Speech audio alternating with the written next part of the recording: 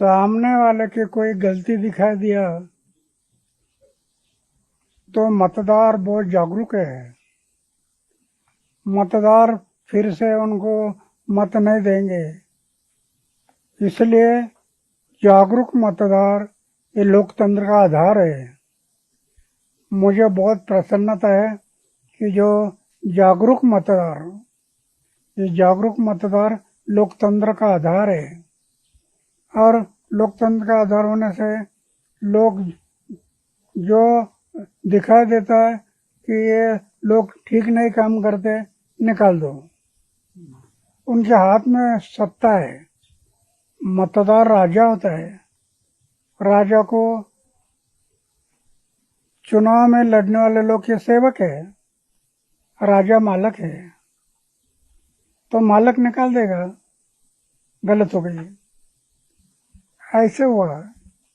अरविंद केजरीवाल को मैं पराया नहीं माना था।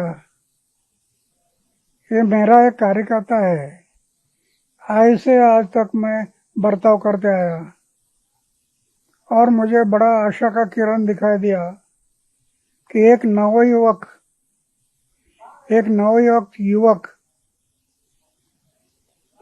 आगे आता है समाज सेवा के लिए। इससे मुझे बहुत समाधान हुआ। लेकिन आगे चलकर कुछ दिनों के बाद उन सत्ता और पैसा आने के बाद, तब तक सही था, सत्ता नहीं था, पैसा नहीं था, इसलिए वो बहुत सीधा चल रहा था। पैसा आ गया, सत्ता आ गया और शराब की दुकान, शराब के ठेके, शराब के परमिट, ये सब दिमाग में घुस गया। पहले से हम शराब के बारे में विरोध करते थे। उस टाइम वो हमारे साथ में था कि शराब बुरी है, इससे वो सहमत था। सत्ता में आने के बाद पलट गया। आपने कहा कि अरविंद केजरीवाल मेरा कार्यकर्ता था।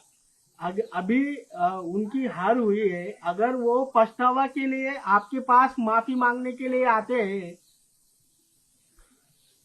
जब तक पक्ष और पार्टी में है तब तक हम पक्ष का पार्टी से नजदीक नहीं जाते।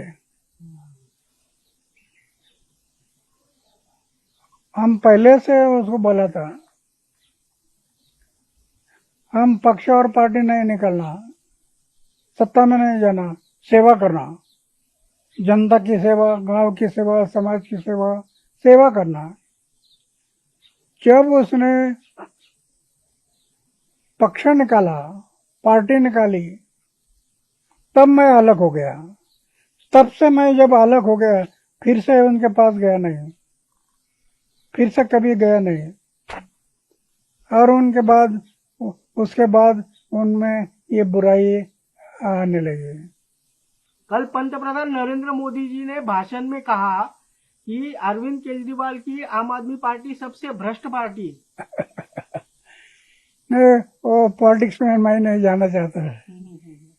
उनको क्या लगा वो बोलेंगे, मुझे क्या दिखा देता मैं बोलूंगा।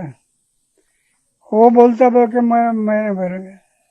और साथ ही उन्होंने ये भी कहा कि जिस तरह से नीति अपनाई गई थी दिल्ली में, तो उसको लेकर अन्ना भी पीड़ित थे। आपको भी दुख हुआ था अरविंद केजरीवाल की नीति? शुरू में मैं दुख नहीं था। जब उसका रास्ता गलत हो गया, सत्ता में आ गया और सत्ता से बुद्धि पालट हो गई और शराब की दुकान, शराब के ठेके, शराब के लाइसेंस, ये सब उनके दिमाग में घुस गया। तब से मैं बाजू में गया। न तो पहले में अच्छा सा ताल्लुका था, लेकिन वो जब शराब के बारे में, क्योंकि मैं पहले से ही वो जब साथ में था, उस टाइम पर भी हम लोग शराबबंदी के बारे में फेवर थे। महिलाओं को इतने तकलीफ होते हैं शराब के कारण। जो कमजोर लोग होते हैं, कई लोग शराब से मर गए और शराब से हमारी हेल्थ डाउन हो जाती है। तंदुरुस्त रहना, मेरा उम्र होगा 90 साल, 90, अभी भी तंदुरुस्त है।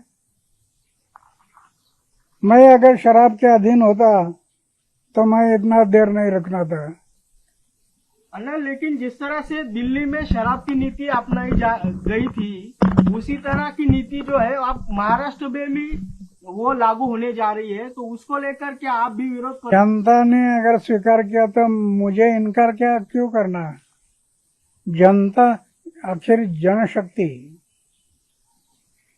हमारा देश जनशक्ति के आधार पर चलता है। जनता अगर बोलती है शराब की दुकान निकालो, निकालो। जनता विरोध करते तो मैं विरोध करूंगा, फिर मुझे ठीक नहीं है। जनता बोलती है ना ये नहीं होना चाहिए, तो नहीं होना चाहिए।